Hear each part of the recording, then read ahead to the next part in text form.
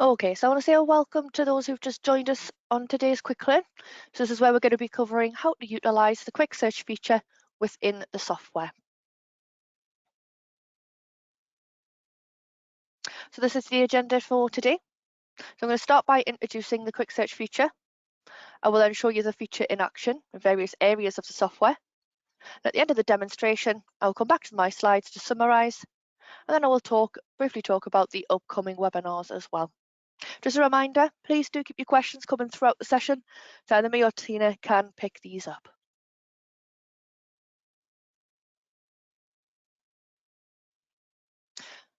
So introducing the quick search feature.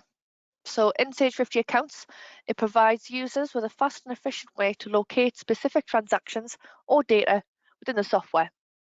By typing in relevant keywords or reference numbers, users can instantly find the information they need, streamlining their workflow and saving the time in navigating through the application. So it is available in most modules. I think off the top of my head, the areas it's not available in bank. So you can't search for bank accounts. You can't search for VAT. You can't search for within your diary or fixed assets. There are improvements in version 29. So in version 29, it checks all the data fields held within the records. It isn't case sensitive and it looks for all characters entered. So for example, a search for John Smith returns records that include John Smith, but not those that containing John or Smith in isolation. If you are going to enter dates into your search feature as well, use the date format, date, month, year. But let's head straight into the software and get ahead with the demonstration. So let's just pop over to my software.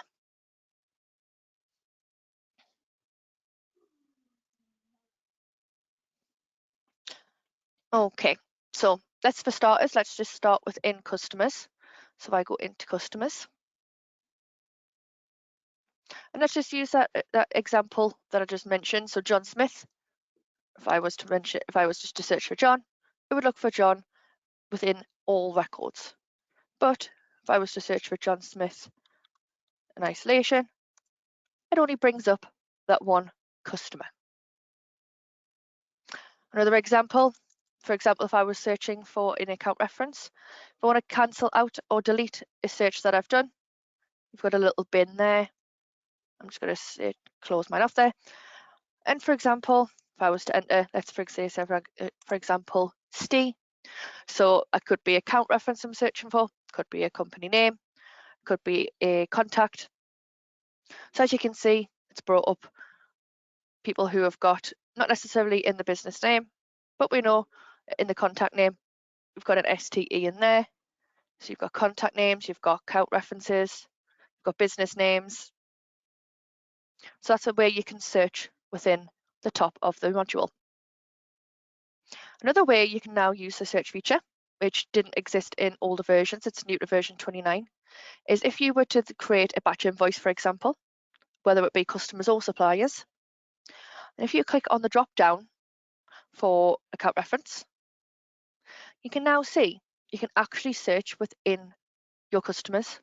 So on the older versions, you should just have a filter button down the left hand side. So you would have filter here and new here. You now have the ability to search in here. So for example, let's use John Smith. So I'm going to search for John Smith. I can see my customer there. Click OK. And it enters that customer for me. But it's not just within customers. You've got, your reference, your extra reference. But in your account, your nominal code, you can click the drop down and you can now search within your nominal codes. So let's just say I want to search for 40. So then it brings up all my sales ones. So for example, I wanted to use Sales North. I can then select that.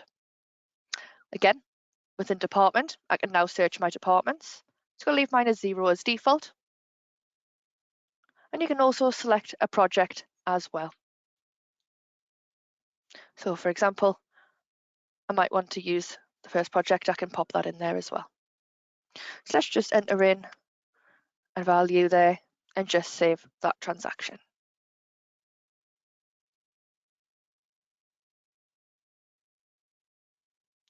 If you use professional, or standard variant of the software. You can also use the search feature within batch changes. So for example, you might have a couple of customers you want to change the nominal codes on. So let's just select a couple of my records here. I'm going to use the batch changes option. Now, because I've got a condensed screen there, so my menu is a bit more condensed as well. If I go in this little drop down here, I have my batch changes option here, but you may say along the top if you use standard or professional. So if I go into batch changes, I then go into defaults, and it might be I want to change my nominal code. Instead of just free typing it in there, I can click the drop down and I can select search for that again, and then I can search and then select the nominal code and then save it. It's going to tell me it's going to make changes. I'm going to click yes, and I've changed the nominal code for multiple records. If you do have any filters applied or have records marked as inactive and have them showing or hidden, this will also impact what will show when you use the quick search feature. So you're probably wondering, how do you know if a record is inactive or whether a filter is applied? So I just clear my selection there. So I don't currently have any records marked as inactive, as I would have a flag within this column here. So let's just quickly see if we can mark one as inactive so I can show you. So we can see here now I have a Y in the inactive column. So that's how I know I've got an inactive record showing. And I know that because I've got include inactive ticked. So if I was to untick that, you can see A1 Design Services disappears. Now if I try and search for A1 Design Services, it's not going to bring it up because I've not included the inactive records. So I just click the bin to clear my search again, and I tick to include inactive. You can see A1 Design Services reappears. And then if I search for A1, you can see it now appear. So you can see how include inactive can impact your search. And it's the same with a filter. Let's just quickly apply a filter here. I'm going to put a balance is equal to, let's just pick a value. Let's just pick this ABS Garages one. So 2533.31. I click apply. You can see now if I close here, I've got a little, what looks like a little bin here next to where it says the little filter here. So you can come into filter, click clear form, it clears the filter, I re-click apply, and my list reappears with all my records.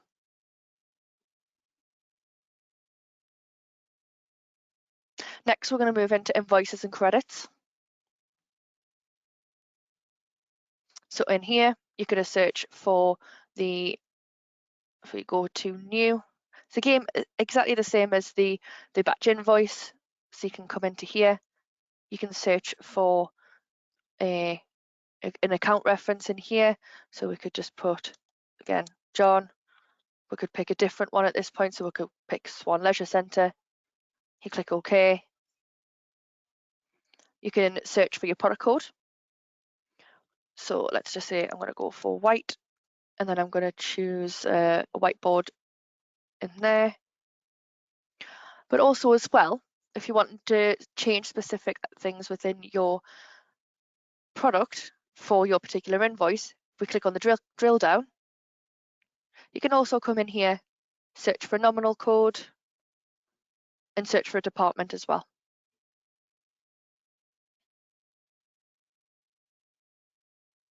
Okay. So we'll just close out of that. I'm not going to save that invoice at the moment, but I am going to move into nominal codes. Because this is new within version 29, you never used to be able to search within your nominal codes, your departments, or your projects. So now you have the search feature along the top. If you go into a record, Let's just say you're looking in activity. Don't have any activity on this one at the moment, but for example, you wanted to stay within the activity window or to stay within the record, but you wanted to change which record you were looking at. You could pop back into details. You could pop back into nominal codes along the top, choose the relevant nominal code. If I did select it, there we go. And I could pop into activity and it changes the activity without having to come out the window, searching in here, finding the record, opening up the record. You can just stay within this window.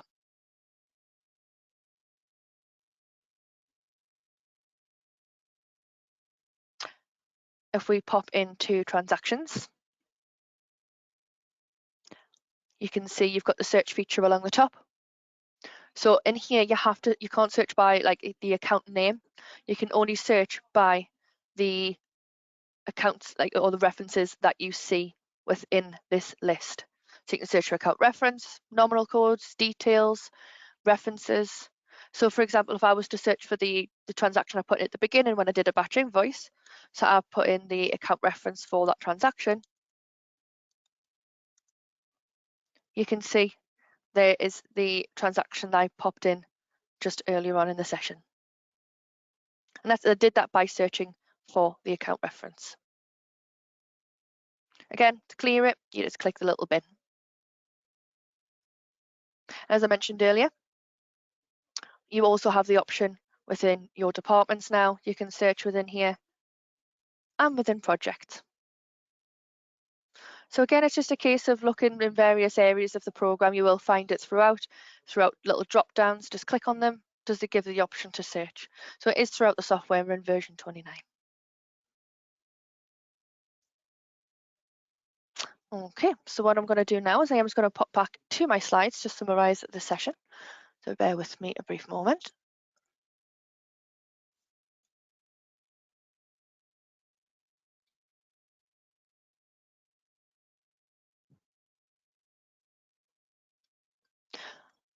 Just a little reminder, do keep your questions coming throughout the session as well. You can do this by clicking on the panel down the right hand side. You've got a little speech bubble with a question mark in the middle. You can open up the panel and that was where you can pop your questions across to me and Tina. So while we are waiting for any extra questions to come through, I am going to summarise the session.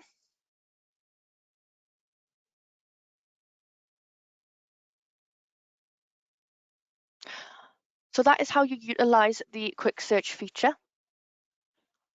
Its purpose is to quickly and efficiently search for specific details to find a record or transaction, rather than using the filter where the information can still be quite broad. With version 29, it now gives you the ability to quick search in various areas of the program to allow you to enter and find data more efficiently. So what I'm going to do now is I am going to show you how to access upcoming webinars on the registration page. So what I'll do is I'll quickly pop back to my software.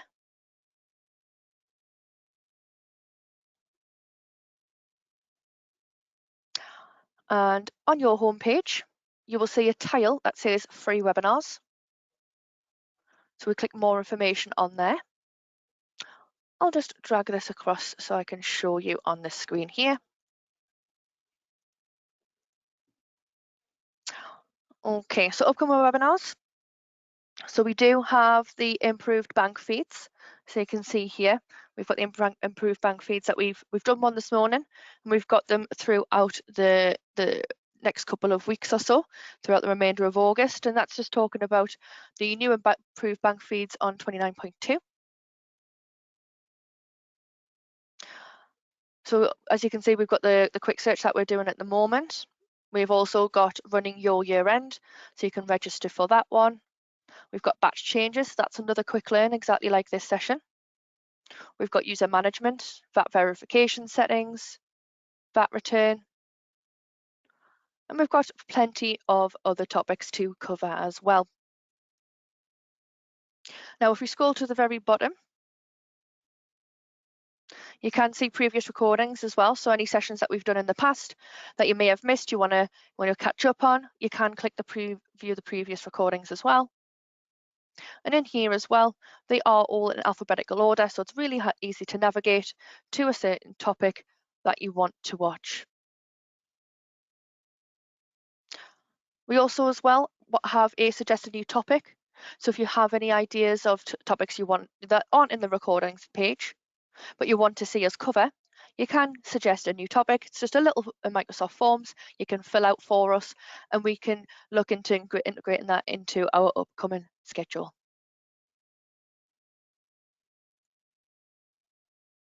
What I'm going to do now is I'm just going to pop back to my slides.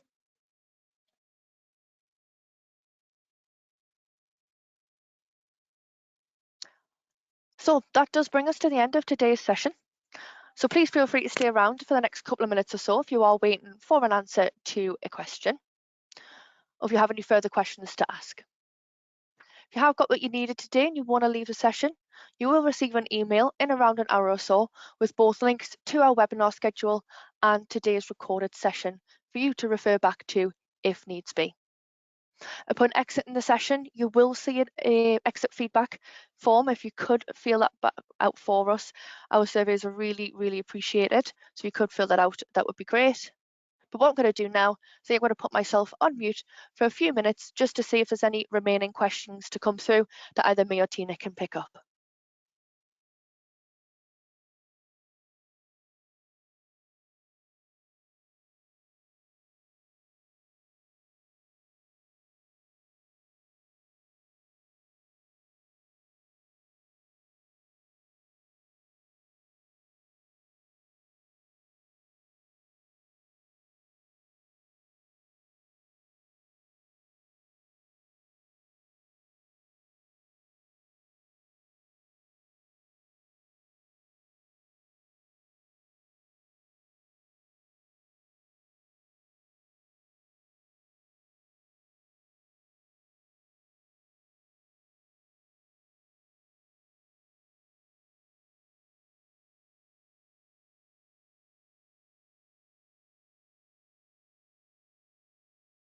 Okay, so it seems that Tina's been on the ball today and managed to answer the relevant questions. So what I'm going to do is I'll wrap this session up. I want to say thank you to my colleagues who has been on hand today to answer your questions, and thank you to all for your participation.